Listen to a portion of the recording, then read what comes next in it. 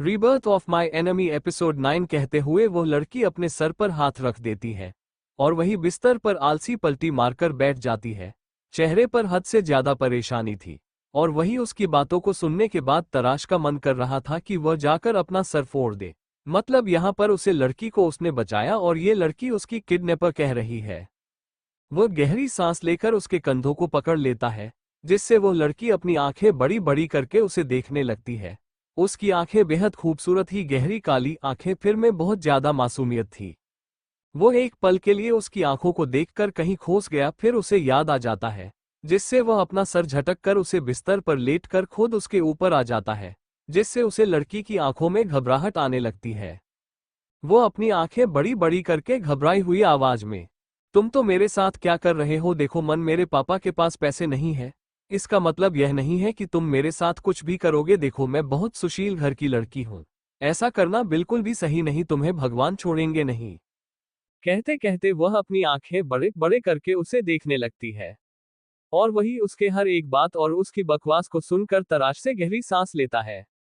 वह उसे देखकर अपनी गहरी आवाज में, तुम्हें कोई किडनैपर नजर आता हूं? समझ नहीं आता है लड़कियां इतनी बुद्धू कैसे होती हैं कि उन्हें पता नहीं होता है कि सामने वाला लड़का कैसा हो सकता है।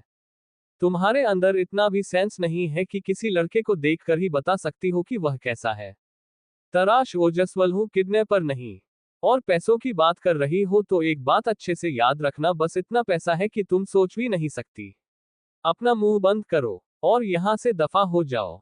रात को पहले ही तुमने बहुत परेशान कर दिया है और अब मैं परेशान बिल्कुल भी नहीं होने वाला हूं। तुम्हारी वजह से ना मैं घर पर जा पाया हूं और ना ही कुछ खा पाया हूं। कहते हुए वो उसे गुस्से भरी नजरों से देखने लगता है और वही उसकी बात को सुनकर वो लड़की बड़ी मासूमियत से उसे देखकर, मुझे माफ करना, पता नहीं था, पर तुम्हारा चेहरा देखकर याद आ गया कि मैं तुम्हें देखा है। वैसे भूख तो मुझे भी लगी है और अब मैं ऐसे जाऊंगी तो कैसे लगेगा? मैं पहले फ्रेश होकर चली जाती हूँ, मेरे कपड़ों से ड्रिंक की स्मेल आ रही है। वो कल ज्यादा ही पी ली थी ना मैं, इसी वजह से। कहते कहते वो अपना सर नीचे झुका लेती है और वही उसकी बात को सुनकर तराश एक गहरी सांस लेकर, वो तो मुझे कल पता ही चला था तुम कितना ज्यादा पी रह चुकी हो और पीने के बाद तुम्हें इंसानों की समझ भी नहीं होती है। बच्चा लग रहा है तो उसे वक्त में तुम्हें और तुम्हारी मुंह से जो गालियां सुन मुझे लगता है कि तुम जैसी बदतमीज, बेवकूफ और पागल लड़की हूं दुनिया में कोई नहीं होगी। ऐसी गाली देने में तुम्हें शर्म नहीं आती है? इतने सारे क्लब में लोग थे, वह तुम्हें ही देख रहे थे और तुम्हारी बातों के बारे में सुन रहे थे। वैसे की शादी और उसके एक्स पति को तुम क्यों गाली दे रही थी? क्या वह तुम्हारा कोई रिलेशन में था? रुपए। ये सुनकर वो लड़की जो थी वो बड़ी मासूमियत से, ऐसी बात नहीं है, वो मेरी दोस्त ना बहुत ज्यादा मासूम है, उसके ही पति के शादी में हो गई थी। उसकी शादी हो गई थी ना, बस उसके वह पागल और घटिया पति के बारे में सोच सोच कर मुझे इतनी ज्यादा खुशी हो रही थी कि मैं पीने चली गई। तुम्हें पता है मेरी दोस्त का जो पहले वाला पति था ना, वो बहुत ज्यादा का और घटिया इंसान था और अब उसका पति है ना, तारानकन। खामोश हो जाती है और उसे याद आ जाता है, वजह से वह अपना मुंह बंद करके अपने होठों पर उंगली रख देती है और वही उसको ऐसे करता है। वह देखकर तराश अपनी एक आईब्रो ऊपर करके, रुक क्यों गई? बताया क्यों नहीं? पूरी हिस्ट्री बता दो मुझे। वैसे तुम जिस तरह की बातें कर रही हो कि जान सकता हूं तुम्हारी दोस्त का पति कौन है? ये सुनकर वो लड़की खामोश हो जाती है और एक गहरी सांस लेकर उसे अपने से दूर करते हुए, इसे तुम्हें कोई मतलब नहीं होना चाहिए, मैं जल्दी से फ्रेश होती हूँ। क्या तुम मेरे लिए कुछ मंगवा सकते हो कि भूखे पेट तो मुझे जाने नहीं दोगे? तुम्हारे अंदर इंसानियत है, अब तुमने यहाँ पर लाया है तो बस और थोड़ी मदद कर लो। और मुझे पता है तुम इतनी ज्यादा पैसे वाले हो, तुम्हें इसकी कोई परवाह तो है नहीं। 10 रुपए मेरे लिए तुमने अगर डेढ़ भी दिए तो कौन सा पहाड़ तोड़ने वाला काम हो जाएगा। कहते कहते वह वहां से वॉशरूम की तरफ चली जाती है और वही उसकी बातों को सुनकर तराश गहरी सांस लेता है और फिर अपना सर हिलाकर वहां से चला जाता है। वह बाहर आकर अपने मोबाइल को निकालकर किसी को कॉल लगा लेता है और वहीं सोफे पर बैठकर अपने सर पर हाथ रखकर, पता नहीं मैं बेवकूफ लड़की के बारे में क्यों सोच रहा हूं और मैं उसके लिए खाना ऑर्डर कर रहा हूं। मैंने आज तक किसी लड़की के लिए कुछ किया नहीं था और ये लड़की तो मुझे ऑर्डर देकर चली गई। मन करता है कि इससे अच्छी क्लास लगा लो। आखिर इसकी वजह से मुझे इतनी ज्यादा परेशानी हो रही थी और आप मुझे इतना ज्यादा गुस्सा भी आ रहा है, पर क्या कर सकता हूँ। बस कुछ वक्त की बात है, एक बार यहाँ से इसे बाहर निकालो, उसके बाद खुद को शांत कर दूंगा। कहते कहते हुए गहरी सांस लेकर अपना सर हिला देता है और फिर वैसे ही अपनी आंखों को बंद करके सोफे पर आराम करने लगता है। कुछ देर बाद वो लड़की वहां पर आ जाती है और वो टेबल पर देखती है तो वहां पर खाना था। उसने रात में कुछ खाया नहीं था सिवाय ड्रिंक के। अब जल्दी से खाने लगती है खाना। और वही तराश जिसने अपनी आंखें बंद की थी वह उसे लड़की की आवाज को सुनकर अपनी आंखों को खोल देता है। उसे ऐसे अकेले खाते हुए देखकर उसकी आंखें छोटी हो जाती है। मतलब खाना उसने ऑर्डर किया था और वही रही है। वह अपनी आंखों को छोटा करके अपने गले को साफ करके एक आवाज निकालते हुए, लगता है तुम्हें मैंने सिखाए नहीं गए हैं। खाने के पहले पूछा जाता है मैंने ऑर्डर खाना किया और तुमने खाना स्टार्ट कर दे। एक बार भी मेरे बारे में तुम्हारा ख्याल नहीं आया। इतनी ज्यादा सेल्फिश कैसे हो सकती हूँ? तुम्हारी मदद की है मैं, अगर मैं उसे जगह पर नहीं होता ना तो अब तुम किसी और के बेड पर बिना कपड़ों के होती। तराश की बात को सुनकर वो लड़की गहरी सांस लेकर अपने होठों पर एक मुस्कुराहट लिए। हाँ, तुम्हें थैंक यू तो कहने वाली थी ना, और वैसे भी मुझे भूख लगी थी इसके लिए मैं यहाँ पर आई। तुम ऐसे मुझे कैसे कह सकते हो? यह अपार्टमेंट तुम्हारा है और मैं तुम्हारी मेहमान हूँ, और मेहमान भगवान समान होता है। तुम्हें सिखाया नहीं गया। अब एक लड़की जो इतनी भूखी है वो अपनी भूख को कंट्रोल नहीं कर सकती। उसने अगर खाना खा लिया तो कौन सा प्रॉब्लम हो रहा था? और मैंने कौन सा तुम्हें रोकने के लिए कहा था? खा लेते, तुम ऐसे किसी को ठोकते नहीं है बीच में, तुम्हें ये सिखाया नहीं गया है।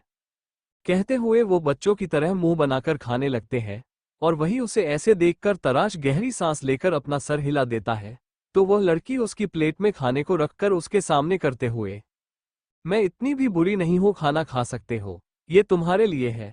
अब प्लीज मुझे डिस्टर्ब मत करो, मुझे 10 मिनट के अंदर यहाँ से निकलना है, इससे पहले लेट हो जाए। कहते कहते वह पूरे खाने को वो कंप्लीट करके गहरी सांस लेती है।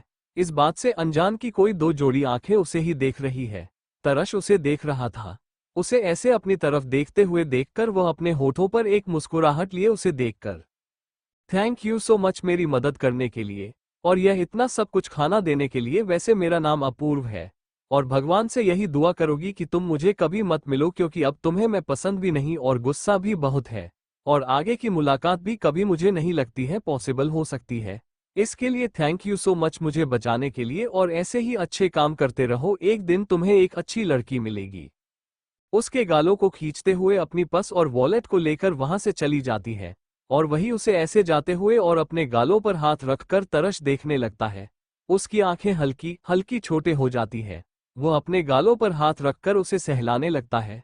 फिर कुछ सोचकर गहरी सांस लेकर अपना सर हिलाकर खाने की प्लेट्स को देखा है जो पूरी तरह से खाली हो चुकी थी। ये देखकर वह गहरी सांस लेकर कुछ सोचते हुए अपने मोबाइल को निकालकर वहां से चला जाता है। वही ओजस्वाल पैलेस के अंदर आयता कमरे के अंदर आ चुकी थी। चेहरे पर परेशानी थी। वह वहीं सोफे पर बैठे हुए किसी गहरी सोच में थी। ध्वस्त उसके पीछे पीछे आ जाता है। वो जब ये देखा है कि उसकी प्यारी सी बीवी परेशान है तो अपने होठों पर एक मुस्कुराहट लिए, क्या बात है आज तुम्हारे चेहरे पर इतनी ज्यादा परेशानी, जान सकता हूँ स्वीट हार्ट के इतनी परेशान क्यों हो?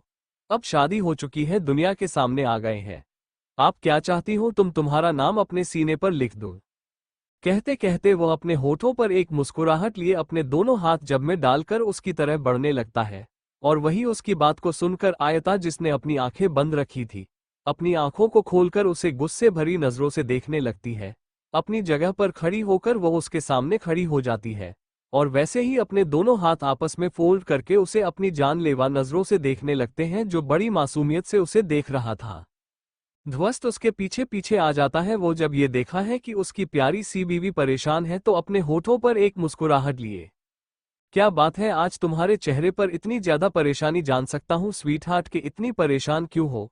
अब शादी हो चुकी है, दुनिया के सामने आ गए हैं, आप क्या चाहती हो तुम्हारा नाम अपने सीने पर लिख दो।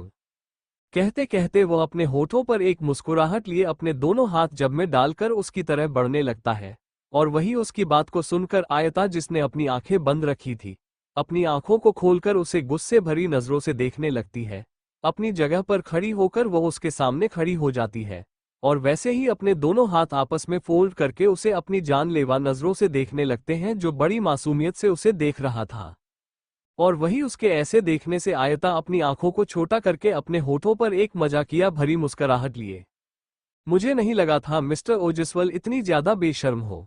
सब कुछ पता होने के बावजूद भी ऐसे रिएक्ट कर रहे हो जैसे कुछ हुआ ही नहीं है। तुमने सोच समझी प्लानिंग के अंदर तुमने मुझसे शादी कर ली, और आप ऐसे दिख रहे हो जैसे ये सब कुछ हुआ ही नहीं। मुझे बात नहीं समझ में आ रही है, अगर मुझे मारना ही था तो तुमने मारा क्यों नहीं? ये दिन दिखाने के लिए मुझे अभी तक जिंदा रखा है। क्यों, सही कहा ना? ये जलील, ये लोगों की तान और उनकी बातें, और अब तो तुमने दुनिया के सामने ये रिलेशन लाया है। इससे और ज्यादा सवाल उठेंगे मुझ पर। आखिर एक छोड़ी हुई लड़की से तुमने शादी कर ली है, जिसका पहले ही एक डिवोर्स हो चुका है। ध्वस्त उसके हर एक बात को सुन रहा था। वह गुस्से भरे चेहरे को उसके देख सकता था। वो उसके हाथों को पकड़कर उसके कमर के पीछे करके उसके लाल हुए चेहरे को अपनी 2 उंगलियों में पकड़कर उसे सहलाते हुए, स्वीट हार्ट, इतना गुस्सा अच्छा नहीं होता है सेहत के लिए, और तुम्हारी जैसी मासूमियत के लिए ऐसे गुस्से को रखना बिल्कुल भी सही नहीं। और रही बात मेरी, एक बात अच्छे से याद रखना, मैं बेशर्म हूं, क्योंकि घर में बेशर्म ना बोलो तो फिर हमारी फ्यूचर प्लानिंग का क्या होगा? जनरेशन तो बड़ा नहीं होगी। और रही बात तुम्हें मरने की, इसके पीछे कोई वजह नहीं थी। मेरा मन नहीं किया, इसके लिए मैंने तुम्हें नहीं मारा। और लोगों के सवाल और उनका वो बिहेवियर मुझे पहले से ही नहीं पसंद है। मैं कभी उनको अपने ऊपर इफेक्ट करने देता हूं, क्योंकि वो उसे लायक ही नहीं है कि कोई ध्वस्त ओजस्वाल की बातें करे। और उनकी बातों का इफेक्ट मैं अपने ऊपर होने दूं, बेहतर रही है कि यह सब तुम छोड़ दो। अभी तो शुरुआत है, आगे के बहुत कुछ होने वाला है। जान ही वाला था कि आयता उसका हाथ पकड़कर अपनी तरफ खींच लेती है। वो उसे अपनी तरफ खींचकर उसकी आंखों में देखते हुए, मतलब क्या है तुम्हारा? मुझे साफ साफ कहूं, मुझे कुछ भी समझ नहीं आ रहा है। आखिर तुम कहना क्या चाहते हो? आगे आखिर क्या होने वाला है, इससे बड़ा क्या? अब आगे भी सब लोग ऐसे ही बातें करने वाले हैं, तुम्हारे परिवार वाले? ध्वस्त जो वहां से जा रहा था वह उसके बातों को सुनकर और उसके ऐसे रोकने से अपनी जगह पर रोक जाता है, और उसकी कमर पर अपना हाथों को रखकर उसे अपने नजदीक करके उसे बिस्तर पर लेट कर खुद उसके ऊपर आते हुए उसके बालों को उसके कानों के पीछे करके उसकी गहरी काली आंखों में देखते हुए, यूएफएफएफ ओवरथिंक्स सेहत के लिए सबसे ज्यादा बुरा जाता है।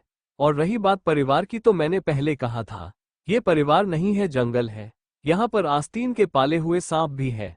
संभाल कर रहा है ना खुद को, इतना ज्यादा मेंटल स्ट्रांग बनाना कि किसी का खेल तुम्हें देखकर पता चले हर एक चेहरे के पीछे का और चेहरा है, बहुत बड़ा है। ये धीरे धीरे तुम्हें पता चल ही जाएगा, पर किसी को अपने इतने नजदीक में आने देना कि मुझे उसकी जान लेनी पड़े। ध्वस्त उसके गालों को खींचते हुए उसकी आंखों में देखकर गहरी सांस लेते हुए अपने होठों पर हल्की सी तिरछी मुस्कुराहट लिए, इतनी ज्यादा कातिलाना भी मत बनो, नहीं तो मेरे हाथ रंग जाएंगे। फिलहाल तो मुझे कुछ काम है, पर परेशान मत हो, बहुत जल्दी ही मैं आ जाऊंगा। अगर तुम्हें मेरी याद आए तो कॉल तो कर ही सकती हूँ। मैं तुम्हारे कॉल हमेशा उठता हूँ, आखिर बीवी के कॉल कोई पति इग्नोर कर सकता है?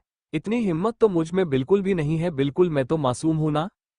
कहते कहते वो उसकी आंखों में देखने लगता है। वही उसकी बातों को सुनकर आप उसे बहुत ज्यादा गुस्सा आने लगा था। वो उसे अपने से दूर कर कर गुस्से भरी आवाज में, बस बहुत हो गया, मुझे ना तुमसे कोई बात ही नहीं करनी है। वैसे भी कुछ दिनों के बाद मैं तुम्हें डिवोर्स देकर ही रहूंगी, और मैं अपनी माँ को लेकर यहाँ से चली जाऊंगी, बिल्कुल तुम्हारे पास नहीं रहूंगी। ध्वस्त ये सुनकर अपनी आंखों में चमक लिए अपने होठों पर एक मुस्कुराहट के साथ, क्या सच में? प्लानिंग तो तुमने अच्छी बनाई है। वैसे एक काम करते हैं, हम तीनों ही घूमने जाते हैं। मदर इन लॉ भी आ जाएगी, उन्हें भी बहुत अच्छा लगेगा। उसकी बातों को सुनकर आयता आंखें बड़ी बड़ी करके उसे गुस्से में देखते हुए, पागल इंसान, मैंने कहा मैं तुम्हें डिवोर्स दे दूंगी और फिर यहां से चली जाऊंगी। तुम कहां पर आए हम दोनों के बीच? वैसे भी मैं माँ के साथ ही रह लूंगी। ऐसे लड़कों से शादी करके फायदा जो सिर्फ मतलब ढूंढते हैं, और तुम्हारे जैसा मतलबी इंसान के साथ रहकर मुझे ऐसा लगता है मेरी जिंदगी पहले ही खराब थी और अब और भी ज्यादा खराब हो गई। कहते कहते वो उसे गुस्से भरी नजरों से देखने लगती है। वही उसकी बातों को सुनकर ध्वस्त बड़ी मासूमियत से अपनी आंखें बड़ी बड़ी करके बड़े प्यार से, ऐसा भी मत कहो स्वीट हार्ट, में बहुत ज्यादा मासूम हो। और मैंने तो क्या खराब किया है? तुम्हारी जिंदगी में कुछ भी नहीं किया है। जो भी किया है वो ऋतिक बजाज ने किया है, और वही है जिसने तुम्हारे साथ ये सब किया है। पर परेशान मत हो, मैं हूं ना, तुम मेरी बीवी हो, और तुम्हें बिल्कुल भी परेशानी नहीं आने दूंगा मैं। फिलहाल तो तुम आराम करो। अगर तुम्हें आराम नहीं करना है और तुम्हारे अंदर एनर्जी है तो क्यों ना हम दोनों मॉर्निंग एक्सरसाइज तो कर ही सकते हैं। मेरे पास इतना तो वक्त है, आधे घंटे तक। अपनी एक आईब्रो ऊपर करके अपने होठों पर शरारती मुस्कुराहट लिए उसे देखने लगता है, और वही उसकी बातों को सुनने के बाद आयत चेहरा गुस्से में हल्का हल्का लाल लाल होने लगता है। वो उसके सीने पर अपने दोनों हाथों को रखकर उसे अपने से दूर करते हुए, बस बहुत हो गया, मुझे ना तुमसे कोई बात ही नहीं करनी है, और वैसे भी जो हो रहा है ना वो सब तुम्हारी वजह से हो रहा है, और अपना मुझे इतना ज्यादा गुस्सा है, मैं बात नहीं सकती, बेहतर रही है मुझसे दूर हो जाओ, मुझे हाथ मत लगाओ। वैसे भी सभी नीचे इंतजार कर रहे होंगे, तुम्हारी माँ भी तो मेरे इंतजार कर रहे हो, तो आंटी को क्या लगेगा। मैं ब्रेकफास्ट करके कमरे में आ गई, और इस समय मैं बिल्कुल भी उन्हें गुस्सा नहीं दिला सकती, क्योंकि एक वही है जो मुझे समझ सकती है, नहीं तो। कहते कहते वो उसे गुस्से भरी नजरों से देखते हैं और फिर अपनी नजरों को दूसरी तरफ करने लगते हैं, पर वो कुछ कर पाती है उससे पहले ध्वस्त उसके हाथ को अपने दोनों हाथों में पकड़कर उसका हाथ ऊपर की ओर कर देता है, और वैसे ही उसकी कमर को पकड़कर अपनी बॉडी से चिपका देता है और उसके गर्दन पर अपने होठों को रख देता है, जिससे वो अपनी आंखों को फर्स्ट के बंद कर लेती है और अपने हाथों की मुठियां बना लेती है। वो उसे अपने से दूर करने की कोशिश तो कर रही थी, पर कोई फायदा नहीं होता, क्योंकि ध्वस्त ने उसकी कमर को इतना अच्छी तरह से पड़ा हुआ था कि उसे हिले तक की जगह नहीं मिल पा रही थी। वो अपनी आंखों को बंद करके गहरी सांस ले रही थी। वही ध्वस्त उसके गर्दन से होकर उसके होठों के पास अपने होठों को ले जाता है और उसमें अपनी गर्म सांसों को छोड़ने लगता है, जिससे आयता आंखों को कस के बंद कर लेती है और अपना चेहरा ऊपर की ओर कर लेती है और अपने होठों को भींच लेती है। उसके होठ सूख जाते हैं, वो कांप रहे थे और उसके कैंपते हुए होठों को देखकर उसके पास होठों पर अपने होठों को रख देते हैं, जिसे महसूस करके आयता अपनी आंखों को बंद कर लेता है। वैसे ही वह खामोशी से उसे वह करने देती है जो उसे करना है। वो बिल्कुल भी उसे नहीं रोकती, क्योंकि वह जानती थी उसका कोई फायदा होने नहीं माना है, वो चाह कर भी कुछ नहीं कर सकती थी। ध्वस्त जब यह महसूस करता है कि उसकी स्वीट हार्ट अब अपना हाथ नहीं ला रही है, ना ही खुद से दूर कर रही है, तो वह उसका हाथ को छोड़ देता है और वैसे ही उसकी कमर और उसके सर के पीछे अपने हाथों को ले जाता है, और वही आयता अपने हाथों को उस वह के गर्दन की ओर ले जाने लगते हैं और उसके बालों को अपनी मुट्ठी में भर लेती है। वह भी उसके कंट्रोल में आने लगी थी, दोनों ही एक दूसरे में खोने लगे थे। ध्वस्त उसके लोअर लिप को लिक करना शुरू कर देता है, जिसे महसूस करके आयता अपनी आंखों को ऐसे ही बंद कर लेते हैं और उसके बालों को अपनी मुट्ठी में भर देती है। उसको अब सांस लेने में बहुत ज्यादा दिक्कत होने लगते हैं। वो अपने चेहरे को इधर उधर करने लगती है, और वही उसके ऐसे करते हुए देखकर ध्वस्त के होठों पर ना दिखने वाली जाती है। उसके होठों को छोड़कर वैसे ही उसके गर्दन पर आ जाता है, साड़ी के पल्लू को पीछे करके उसके सीने पर अपने होठों को रख देता है। इससे वह अपना सर ऊपर की ओर करके गहरी गहरी सांस लेने लगती है और अपने हाथों की मुठियां बनाकर उसके कंधे में अपने नाखूनों को डालने लगती है और उसके बालों को अपनी मुट्ठी में भर लेती है। वह भी उसके कंट्रोल में आने लगी थी, दोनों ही एक दूसरे में खोने लगे थे। ध्वस्त उसके लोअर लिप को लिक करना शुरू कर देता है, जिसे महसूस करके आयता अपनी आंखों को ऐसे ही बंद कर लेते हैं और उसके बालों को अपनी मुट्ठी में भर देती है। उसको अब सांस लेने में बहुत ज्यादा दिक्कत होने लगते हैं। वो अपने चेहरे को इधर उधर करने लगती है, और वही उसके ऐसे करते हुए देखकर ध्वस्त के होठों पर ना दिखने वाली जाती है। उसके होठों को छोड़कर वैसे ही उसके गर्दन पर आ जाता है, साड़ी के पल्लू को पीछे करके उसके सीने पर अपने होठों को रख देता है। इससे वह अपना सर ऊपर की ओर करके गहरी गहरी सांस लेने लगती है और अपने हाथों की मुठियां बनाकर उसके कंधे में अपने नाखूनों को डालने लगती है। ध्वस्त ऐसे ही उसके होठों पर अपनी होठों को रखना शुरू कर देता है और दोनों ही एक दूसरे के साथ पैशनेट होने लगते हैं। तभी उसका मोबाइल वाइब्रेट होने लगता है, जिसकी वजह से ना चाहते हुए भी उसे आयता दूर होना पड़ता है। वो उसे दूर होकर एक गहरी सांस लेकर अपने शर्ट के बटन को लगाते हुए वहां से वह जाने लगता है बालकनी में। आयता एक गहरी सांस लेकर अपने आप को देखते हैं। उसका पल्लू पूरी तरह से जमीन पर था, जो पूंछा बना हुआ था वो वैसे ही लेटी हुई थी। उसका पूरा चेहरा उसे जलते हुए महसूस हो रहा था। वो जल्दी से खुद को फ्रेश करने के लिए वॉशरूम में चली जाती है। जैसे ही वो वॉशरूम में आती है, वैसे ही उसका चेहरा टमाटर की तरह लाल लाल होने लगता है। वो वॉशरूम के मिरर में खुद को देती है। उसकी जो लिपस्टिक थी वो पूरी तरह से उसका होठों से बाहर हो चुकी थी। उसका चेहरा पूरी तरह से लाल लाल हो चुका था, जैसे वह जल रहा हो। उसके गर्दन पर वह निशान जो गहरी हो चुके थे। ये सब देखकर वह गहरी सांस लेकर एक अपना सर हिलाकर फेस वॉश से अपना चेहरा क्लीन करने लगती है। ध्वस्त वॉशरूम से आते हुए पानी की आवाज को सुनकर अपना सर हिला देता है और वहां से वो ब्लेजर को पहनकर चला जाने लगता है। वो बाहर आ ही रहा था कि सेकंड फ्लोर पर यशोदा मिलती है, जो उसे देखकर मुस्कुराई जा रही थी। वो अपना एक आईब्रो पर करके, आज आपके होठों पर मुस्कुराहट, क्या डिवोर्स देने के बारे में सोच रहे हैं? ये सुनकर यशोदा उसके होठों को देखते हैं, फिर अपने पल्लू से उसके होठों पर जो लिपस्टिक थी उसे साफ करते हुए, तुम्हारे होंठ लाल लाल हो गए हैं और अगर ऐसे जाओगे तो मुझे नहीं लगता कि किसी की हंसी रुक सकती है। आखिर ध्वस्त ओजस्वाल के होठों पर लिपस्टिक, दुनिया तुमसे डरती है, पर चार दीवारी के अंदर कौन देखने के लिए आ रहा है?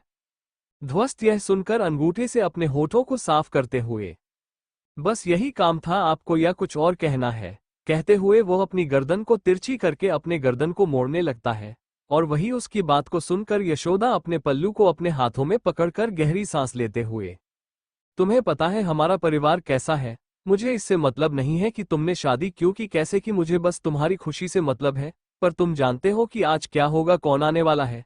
शादी की खबर वहां तक जा चुके हैं, और मुझे लगता है आज वो जरूर आएंगे, बस अपनी बीवी को बता देना। कहकर वो जाने ही वाली थी कि तभी ध्वस्त है उनका हाथ पकड़कर अपने होठों पर एक हल्की सी तिरछी मुस्कुराहट लिए, ये काम आप अच्छी तरह से कर सकती हैं, मुझे कुछ काम है, मैं जा रहा हूं, पर आप उसे हैंडल जरूर कर लीजिए। अगर कोई प्रॉब्लम हो तो मुझे कॉल कर लेना, देखा जाए तो मेरी स्वीट हार्ट को भीगी बिल्ली समझने की गलती ना करें। वो शेरनी है, उसे पता है कि वह क्या और कब कैसे कर सकती है। कहते हुए वहां वो चाहने लगता है, और वही यह सब सुनकर यशोदा अपना सर हिलाकर गहरी सांस लेकर वहां से जाने लगते हैं। वहीं दूसरी तरफ एक अंधेरे से कमरे में एक शख्स बैठा हुआ था, अपनी चेयर पर जो आगे पीछे हो रही थी। वह वैसे ही अपनी आंखें बंद किया आर्म रेस्ट पर अपने दोनों हाथों को रखकर उसे पर अपनी उंगलियों को टेप करने लगता है, वैसे ही अपनी आंखों को बंद रखे हुए था। तभी एक आदमी वो पर आकर गहरी सांस लेते हुए, इन्फॉर्मेशन तो निकाल दी गई है पर वहां के सिक्योरिटी बहुत ज्यादा टाइट हो चुकी है, और पता लगा है कि उन्होंने शादी कर ली है, वह भी। ये सुनकर वो आदमी जिसने अपनी आंखें बंद कर ली है, वो अपनी आंखों को खोलकर अपनी ठंडी आवाज में, साफ साफ कहूं तुम्हारे कहने का मतलब क्या है? किसके साथ किसने शादी कर ली है और क्या हुआ है? ये सुनकर वो आदमी गहरी सांस लेता है और अपने हाथों में लाई हुई फाइल को साथ में की तरह बढ़ते हुए, इसमें हर एक इंफॉर्मेशन है, रिपोर्ट्स निकल गई है। और ये सुनकर वो आदमी बस अपना सर हिला देता है और रिपोर्ट्स को चेक करने लगता है। पूरी रिपोर्ट्स को चेक करने के बाद मुझे लगा नहीं था कि उसका पति इतनी जल्दी मर जाएगा, और उसकी नज़र एक तस्वीर पर आकर रुक जाते हैं। वो तस्वीर को देखकर अपनी आंखें बंद करके गहरी सांस लेता है और अपना सात नामे हिलाकर अपने होठों पर मजाकिया भरी मुस्कुराहट लिए, ये कैसे हो सकता है? ये बिल्कुल नहीं हो सकता। पर इसका चेहरा तो, क्या उसने मुझे कुछ छुपाया था? शायद मैं कुछ गलत सोच रहा हूं, मुझे इस बारे में बात करनी होगी उससे।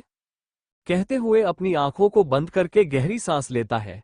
इस समय उसका चेहरा शांत था, पर सामने खड़े उसे शख्स को पता था कि याद में इस समय कितना ज्यादा गुस्से में है। अंदर एक समुंदर था, जो दिखने में शांत था पर अंदर गहरा बवंडर था, जिसके अंदर कोई अगर चला जाए ना तो वापस ना आए। वो शख्स बस अपना सर झुकाकर वहां से जाने लगता है। वही चेयर पर बैठा हुआ आदमी अपनी आंखों को बंद करके वैसे ही चेयर को आगे पीछे कर रहा था। चेहरा हद से ज्यादा ठंड पड़ गया था उसका, वैसे ही अपनी आंखों को बंद करके अपनी हाथी की मुठिया बना लेता है। वही ओजस्वाल इंटरप्राइजेज में ध्वस्त इस समय अपने केबिन में बैठा हुआ था और फाइल उसको पढ़ रहा था। तभी उसके सामने आ जाता है त्रिशूल। वह जाकर उसके सामने कुछ पिक्चर्स को आगे करते हुए, हॉस्पिटल के बाहर हमें कुछ लोग अच्छे हैं, यह उनकी तस्वीरें हैं। हमारे आदमी उसके इन्फॉर्मेशन निकालने के लिए उनके पीछे चले गए थे, पर कुछ इन्फॉर्मेशन नहीं मिल पाई, पर इतना जरूर पता चला है कि वो यहाँ के बिल्कुल भी नहीं है, और उनका जिस तरह का यूनिफॉर्म था या जो ब्लेजर था वो बहुत ज्यादा अजीब था। कहते हुए वो खामोश हो जाता है, और वही उसकी बात को सुनकर ध्वस्त अपने हाथों में जो फाइल पड़ी हुई थी उसे साइड में रखकर उन तस्वीर को देखने लगता है। हर एक तस्वीर को देखने के बाद वो अपने होठों पर एक अजीब सी मुस्कुराहट लिए। यह कोई दो शख्स के आदमी हैं, दोनों ने अलग अलग यूनिफॉर्म पहने हैं, पर सबसे बुरी बात यह है कि उनके कपड़ों पर लेबल नहीं है कोई भी, मतलब इनका लेबल निकल गया है। कहते कहते वो गहरी सांस लेकर होठों के बीच सिगरेट को रख देता है और उसे जलाकर सामने त्रिशूल की तरफ देखने लगता है। वो कुछ सोचते हुए, तस्वीर इतनी है, कोई और इन्फॉर्मेशन नहीं मिली है, कहाँ से आए थे, कैसे चले गए? ये सुनकर अपना सरनामे हिलाते हुए, हमारे आदमियों ने कोशिश तो बहुत की थी, पर आप जानते हैं मुंबई में लोगों की भीड़ इतनी है कि कोई अगर आंखों के सामने हो तो उसे गायब होने में 1 सेकंड में नहीं लगता। भीड़ में गायब हो गए सभी हमारे आदमी वहां पर गए थे।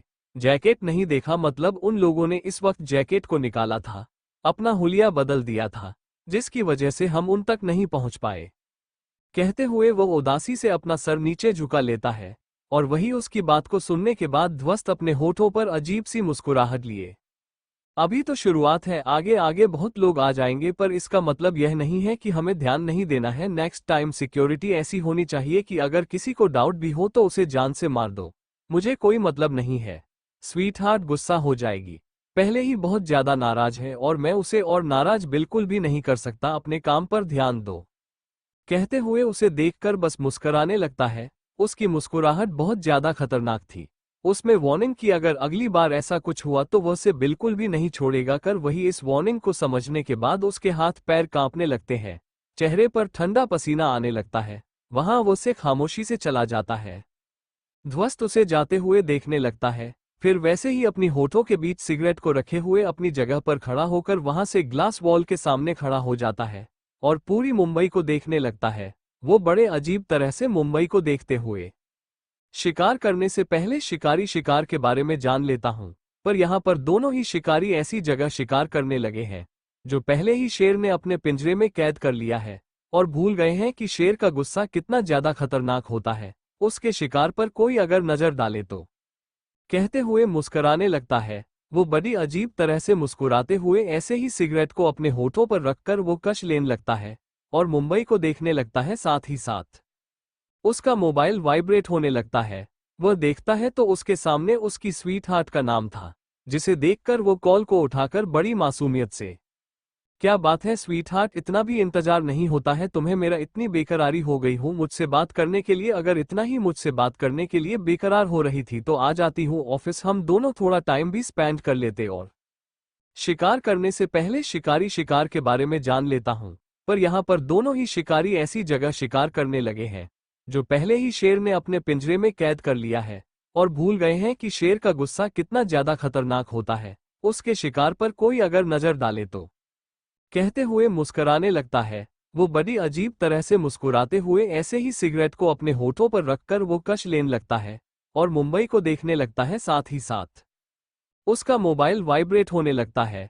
वह देखता है तो उसके सामने उसकी स्वीटहार्ट का नाम था, जिसे देखकर वो कॉल को उठाकर बड़ी मासूमियत से, क्या बात है स्वीटहार्ट, इतना भी इंतजार नहीं होता है तुम्हें मेरा? इतनी बेकरारी हो गई हूँ मुझसे बात करने के लिए। अगर इतना ही मुझसे बात करने के लिए बेकरार हो रही थी तो आ जाती हूँ ऑफिस, हम दोनों थोड़ा टाइम भी स्पेंड कर लेते। और आयता सुनकर गुस्सा होने लगती है, वो गुस्से भरी आवाज में, बस बहुत हो गया, मुझे ना तुमसे बात नहीं करनी थी, ना चाहते हुए भी मुझे तुम्हें कॉल करना पड़ा है।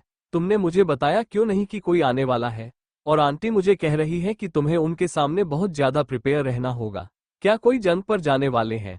जो ऐसी बातें कर रही थी वो मुझे कुछ भी समझ नहीं है, बल्कि मुझे उनकी बातों से डर लग रहा है। कौन आने वाले हैं ये तो बता दो मुझे। कहते हुए वह गहरी गहरी सांस लेकर उसे बात करने लगती है और वही उसकी बातों को सुनने के बाद ध्वस्त, जिनकी उंगलियों में सिगरेट थी, वो सिगरेट को अपने होठों पर रखकर बड़ी अजीब तरह से, जिसे आना है वो आने दो, तुम्हें क्यों इतनी ज्यादा परेशानी होने लगे है? और वैसे भी तुम्हें जानने में कोई इंटरेस्ट भी नहीं रखना चाहिए ऐसे लोगों के बारे में जो तुम्हारे लिए इम्पोर्टेंट है ही नहीं, क्यों अपना टाइम उनके लिए वेस्ट कर रही हूं? ध्वस्त की इस बात को सुनकर आयता होठों पर मुस्कुराहट लिए, तो क्या वो मुझे ऐसे ही डरा रही थी या मुझे तुम पागल बना रहे हो? उनकी आंखों में मुझे बहुत ज्यादा अजीब सा लगा था। ऐसा लग रहा था कि वह मुझे समझ रही है कि मुझे उसे वक्त स्ट्रांग रहना है। आखिर क्या है मुझे बता दो, मेरा सर दर्द कर रहा है। यहाँ पर हर कोई अजीब है, कोई ना कोई ऐसी बातें करता है जिससे मैं पागल हो जाऊंगी, और एक तुम हो कि सबसे अजीब हो। अगर बदनाम भी तो कौन है, क्या है, वैसे मैं रह सकती हूँ उनके सामने? कहते कहते हुए गहरी सांस लेकर अपनी आंखें बंद करके अपना सर हिला देती है और वही उसकी बातों को सुन करने के बाद ध्वस्त सिगरेट को वही नीचे फेंक कर उसे अपनी शूट से मसलते हुए, कोई जो मेरे पीछे पागल है, अब तुम्हें बताना चाहिए कि मैं तुम्हारा हूं, लोगों को भी पता चले कि तुम कौन हो और अपने पति के लिए कितने ज्यादा इंपॉर्टेंस हो। मैं नहीं चाहता कि किसी को ये लगे मैं अकेला ही इस दुनिया में खतरनाक हूं। अब तुम्हारे ऊपर डिपेंड है कि तुम्हें सामने वाले से कैसे डील करनी है। पर याद रहे सामने वाला भी सोच में पड़ना चाहिए कि आखिर वह क्या कर रहा है। वैसे तो मुझे पता है तुम्हारा दिमाग इस जगह पर बहुत अच्छी तरह से चल जाएगा, और इतना ज्यादा खुद को परेशान मत करो। और मैं सुबह जो कहा था उसे याद करके आराम कर दो। अगर टाइम एक्स्ट्रा हो तो बता दो, मैं त्रिशूल को तुम्हारे लिए भेज देता हूँ, जिससे तुम यहाँ पर आकर अपनी परेशानी को पूरी तरह से दूर कर सकती हो। कहकर वो बड़ी अजीब तरह से मुस्कुराने लगता है, और वही उसकी बातों को सुनकर आयता गहरी सांस लेकर अपने सर पर हाथ रखते हुए, सच में तुम जैसा ना इंसान मैंने देखा नहीं। मतलब तुम्हारे सामने तो शैतान भी फेल है, ऐसी कोई बातें किसी से करता है। तुम्हारी बातें इतनी ज्यादा अजीब हैं कि मुझे अब ऐसा लग रहा है कि मैं पागल हो जाऊंगी। सच में कोई इतना पागल कैसे हो सकता है। उसके मुंह पर ही उसकी बेइज्जती करके वो कॉल को कट कर देते हैं, और वही उसकी बातों को सुनकर ध्वस्त अपनी गर्दन पर अपना हाथ रखकर उसे सहलाते हुए बड़े अजीब तरह से, बड़े से बड़ा शैतान भी अपनी बीवी के सामने अपना सर झुका लेता है। मेरी वाली तो बिल्ली की खाल में छुपी हुई शेरनी है। यह अगर गलती कोई और करता तो अभी तक उसके साथ बहुत कुछ हो जाता, पर अपनी स्वीटहार्ट को मैं कैसे हाथ लगा सकता हूँ, आखिर वो मेरी जिंदगी है। खुद से ही इतना कहकर बड़े अजीब तरह से मुस्कुराने लगता है, वैसे ही बड़े अजीब तरह से अपने बालों को सहलाने लगता है, और गहरी सांस लेकर वहां से अपने चेयर पर जाकर बैठ जाता है और तस्वीरों को देखने लगता है। वो उन दोनों यूनिफॉर्म को देख रहा था। उन्हें आदमियों के चेहरे तो नहीं दिख रहे थे, पर उनकी बॉडी लैंग्वेज से पता लग रहा था कि वो इंडिया के बिल्कुल भी नहीं है। उन सभी तस्वीरों को देखने के बाद वो कुछ सोचते हुए लैपटॉप पर कुछ सर्च करने लगता है, और उन तस्वीरों को हाथों में लिए एक नज़र उसे तस्वीर को देखा है, फिर लैपटॉप को देखने लगता है। उसका चेहरा डार्कनेस से भर जाता है, और वो तस्वीरों को अपने लाइटर की मदद से जालना शुरू कर देता है। अपने हाथों में उन तस्वीरों को जलाकर एक तरफ फेंक देता है, और लैपटॉप को बंद करके वो चेयर पर लीन होने लगता है, और अपनी आंखों को बंद कर अपने लाइटर को अपने हाथों में गोल गोल घूमने लगता है। वही बजाज से इंटरप्राइजेज में ऋतिक अपनी जगह पर खड़ा होकर अपने हाथों की मुठिया बना लेता है। इस समय पूरा केबिन खंडार बन चुका था, हर तरफ से चीज टूटी हुई थी। काजल परेशान से अपना सर नीचे झुकाकर खड़ी थी, चेहरे पर हल्के हल्के जख्म थे। ऋतिक गुस्से में चिल्लाते हुए, काजल बस में कुछ घंटे के लिए ऑफिस में नहीं था, तुमने इतना बड़ा नुकसान करवा दिया। टेंडर हमारे हाथों से गए, मार्केट में हमारी वैल्यू नीचे गिर गई, और अब हमारी प्रोडक्शन कंपनी इसके प्रोडक्ट से हमें 40% प्रॉफिट मिलता था। आज वही प्रोडक्शन की मॉडल के बारे में न्यूज आ रही है, उसकी वल्गर तस्वीर दुनिया के सामने आ रही है, जिसकी वजह से हमारे प्रोडक्ट की मार्केट वैल्यू नीचे गिरते जा रहे हैं। मैंने कहा था कोई इफेक्ट हो तो मुझे बताना, तो तुमने बताया क्यों नहीं कि उसे मॉडल के चेहरे पर इफेक्ट आ रहे हैं। उसका चेहरा पूरी तरह से काला होता जा रहा है, और उसे पर पिंपल्स आने लगे हैं, ये भी मुझे बताना होगा तुम्हें। कहते हुए वह गुस्से में काजल की तरफ देखने लगता है। काजल अपने दोनों हाथों को आपस में मिल जाए अपनी डरी हुई आवाज में, मुझे खुद भी नहीं पता था, मैंने उसे मॉडल से बीकेटी भी की थी। उसने कहा था वो प्रोडक्ट बहुत अच्छे हैं, पर अचानक से पिंपल्स आना, और स्टार्टिंग में हमारे हर एक प्रोडक्ट के वैल्यू मार्केट वैल्यू से ज्यादा ही होती है। हमारा स्टॉक आउट ऑफ हो जाता है, यहां तक कि लोगों के बहुत अच्छे रिव्यू आ रहे थे, पर कल की वजह से मार्केट में पता नहीं अचानक ये सब कैसे हुआ। यह न्यूज़ मॉडल के ऐसी बातें उसके एजेंसी से बात की है। उसके एजेंसी ने कहा है कि प्रेस कॉन्फ्रेंस वो रखने वाले हैं, और वो कंपनी बताने वाली है कि यह हमारे प्रोडक्ट से नहीं हुआ है, ये किसी और प्रोडक्ट से हुआ है। मॉडल ने भी अभी 10 मिनट पहले ही अपने इंस्टाग्राम पर पोस्ट कर दिया था, उसने उसे कंपनी के बारे में लिखा था। वो लोगों का कहना है कि वो कंपनी ऑर्गेनिक है, उससे कोई भी इफेक्ट नहीं आ रहा है, बल्कि उसे मॉडल के साथ हमने। कहते हुए वो खामोश हो जाती है, और ऋतिक उसका गला पकड़कर उसे दीवार से लगा देता है, और वैसे ही उसकी आंखों में देखकर अपनी गुस्से भरी आवाज में, एक बात अच्छे से याद रखना, इतने सालों से तुम काम कर रहे हो, इसी वजह से यहां पर हूं, पर अगर तुम्हारी वजह से मेरी कंपनी में कोई प्रॉब्लम आने लगे ना, तुम्हें जान से करने में एक बार भी नहीं सोचूंगा। मुझे कुछ भी करके ये सब कुछ क्लियर हो जाना चाहिए। इतना बड़ा नुकसान मैं अकेले हैंडल नहीं कर सकता, बेहतरीन है कि कुछ करो। उसका गला छोड़ देता है, जिससे काजल जोर जोर से खांसने लगती है। उसके गले पर उसके उंगलियों के निशान थे, और वही ऋतिक वहां से गुस्से में जाने लगता है। वो जाकर टेरेस पर आ जाता है, और अपने होठों पर सिगरेट को रखकर अपने हाथों की मुठिया बना लेता है। वही कोई था जो ऋतिक को देख रहा था, उसके होठों पर अजीब सी मुस्कुराहट थी। वो अपना मोबाइल लिए वहां से जाने लगता है। वहीं दूसरी तरफ रात का वक्त हो गया था और जायसवाल परिवार में सभी बैठे हुए थे, शिवाय आयता के अपने कमरे में थी और इस समय उसके चेहरे पर परेशानी थी। उसने क्रीम कलर की एम्ब्रॉयडरी से बनी हुई साड़ी पहनी हुई थी, तो बहुत ज्यादा खूबसूरत लग रही थी। गले में मंगलसूत्र, मांग में सिंदूर, माथे पर बिंदी, होठों पर हल्की सी लाइट पिंक लिपस्टिक लगाकर हाथों में इस कलर का चूड़ा पहने हुए सोफे पर बैठकर वह ध्वस्त का इंतजार कर रही थी, क्योंकि उसे नीचे जाने में बहुत ज्यादा अनकंफर्टेबल महसूस हो रहा था।